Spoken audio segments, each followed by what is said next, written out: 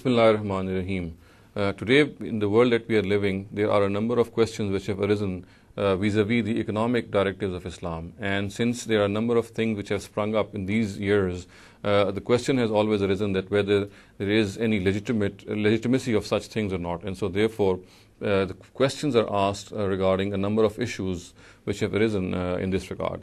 One such issue is the institution of insurance. Now, the question which has arisen in this regard is that is insurance a legitimate thing? Does Islam allow insurance? Now, if we examine this question, we have to first and foremost see what the whole institution of insurance is about. We know that insurance is something which is a basis of self-help, of mutual help. People pool in money, and when a person is afflicted with some loss, some kind of loss, then the money which is pooled in is generally spent on his needs or on what the loss has been incurred. So therefore, in its origin, in its nature, in its spirit, it is something which is very worthwhile. It cannot be objected to. However, there are certain objections which have arisen, and people present them as a case against insurance. And in this talk, I'll try to analyze some of these major objections and see if they carry weight or not. Now, first of all, it is said that in most insurance policies in which the installment given, of course, we buy an insurance policy on installments. So therefore, if the money which is returned as a result is greater than the installment that one has paid, people say that this is interest in its nature, and so therefore it cannot be accepted. And such insurance policies must not be benefited from because they amount to interest. Now, if we examine this objection, we come to realize that it has no weight, simply because interest deals are always based on loans. We know that when we give an installment, we are not giving a loan at all. For had it been a loan, we would have been returned that loan at some point of time. We know that we have never returned that loan. So therefore, this is not a case of borrowed money at all, and the issue of interest accruing does not arise on it.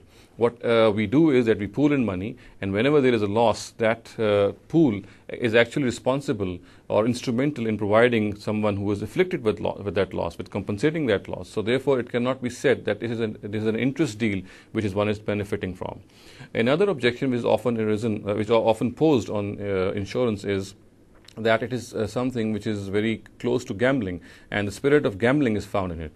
Now, again, gambling is something in which one chances one's luck, and is an absolutely different affair. It's a game of chance, and this spirit is absolutely devoid in cases of insurance. For we know that insurance is dependent entirely upon help. And people, if they are in distress, if they are in some affliction, then this is an arrangement in which this affliction is compensated for. So therefore, we cannot regard gambling to be analogous in any way to insurance or the mechanism of insurance. Another objection which is raised against insurance is that often these insurance companies, they invest the pooled money in interest-bearing transactions. They lend out this money on interest, and so therefore, since this interest accrued by these companies is returned on those insurance policies, so therefore one must not benefit from that interest money. Now, again, this objection also does not carry any weight, because you see, interest is something which is forbidden for the person who charges it.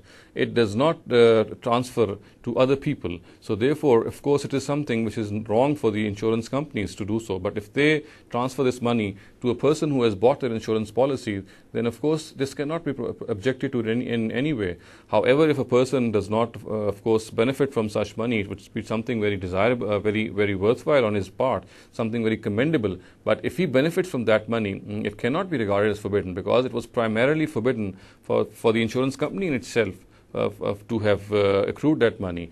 If they have used this money for some other purpose, like for example returning it to a person who has bought an insurance policy, then since that person has not done something prohibited, so therefore it cannot be regarded as something which he has done wrong. As I said, of course, if he does not benefit even in this case and does not buy an insurance policy simply because he thinks that he is benefiting from insurance, from interest money, this of course could be something which could be very commendable as a person who is a very righteous person. But if he does so, we cannot object in any way to this transaction. So these are the major objections which are generally raised against insurance, and as I have just analyzed, none of these carry any weight.